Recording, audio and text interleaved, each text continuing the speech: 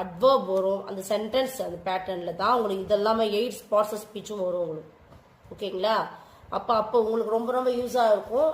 SVO pattern எப்படி நம்ம identify பண்ணலாம் அப்படின்ட்டு உங்களுக்கு ஈஸியாக இருக்கும். ஃபஸ்ட்டு நீங்கள் இந்த 8 பார்ட்ஸ் ஆஃப் ஸ்பீச் கிளியராக புரிஞ்சுக்கிட்டீங்கன்னா இது வந்து கிராமட்டிக்கல் கிராமரில் மட்டும் யூஸ் ஆகாது, ஒன்று ஸ்டடீஸ் மட்டும் யூஸ் ஆகாது.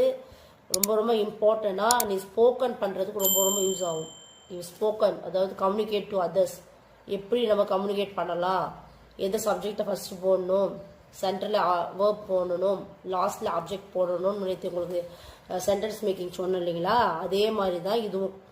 கிராமர் வந்து ஏதோ கஷ்டம், ஐயோ அது வேணா அப்படின்னு சொல்லிட்டு நீங்கள் திங்க் பண்ணாதீங்க. உங்களுடைய ஸ்போக்கன் ஸ்கில்ஸ்க்கு யூஸ் ஆகும். அதை மெயின் பண்ணி நீங்கள் இதை லேர்ன் பண்ணிக்கோங்க. ஸ்டடீஸ்க்குன்னு இல்லாமல் நீங்கள் ஸ்போக்கன் ஸ்கில்ஸ்க்கு வந்து ஈஸியாக நம்ம அண்டர்ஸ்டாண்ட் பண்ணிக்கலாம், மற்றவங்ககிட்ட நம்ம கிராமட்டிக்கலாக பேசலாம், வித்தவுட் கிராமட்டிக்கலாக பேசலாம் அப்படின்னு நீங்கள் தெரிஞ்சுக்கலாம். ஓகேங்களா? ஓகே ஸ்டூடெண்ட்ஸ், நெக்ஸ்ட் பாருங்க. அட்வர்ப். அட்வர்ப்னா என்னது? வினையுரி சொல். வினையுரி சொல் பாருங்க. வேர்ப்னா வினைச்சொல், அதோடையும் அதே டிஸ்கிரைபிங் வினையுரி சொல், அதாவது டிஸ்கிரைபிங் வேர்டுன்னு வாங்க அட்வர்ப். ஒரு வேர்பை டிஸ்கிரைப் பண்ணால் அது அட்வர்ப். ஓகேங்களா? நெக்ஸ்ட் பாருங்க. ப்ரிப்போசிஷன்.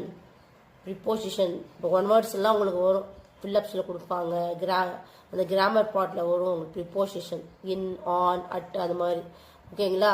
முன்னிடை சொல்லுன்னு சொல்லுவாங்க. அது இல்லாமல் ஒரு சென்டென்ஸ் வந்து கம்ப்ளீட் ஆகாது, ப்ரிப்போசிஷன். ஓகேங்களா? இது முன்னிடை சொல். நெக்ஸ்ட் பாருங்க. 7th one is conjunction. Conjunction இடைச்சொல்.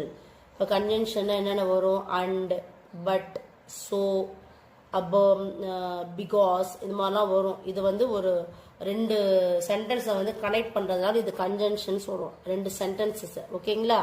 அது உங்களுக்கு எக்ஸ்பிளைன் பண்ணும்போது ஈஸியாக புரியும்.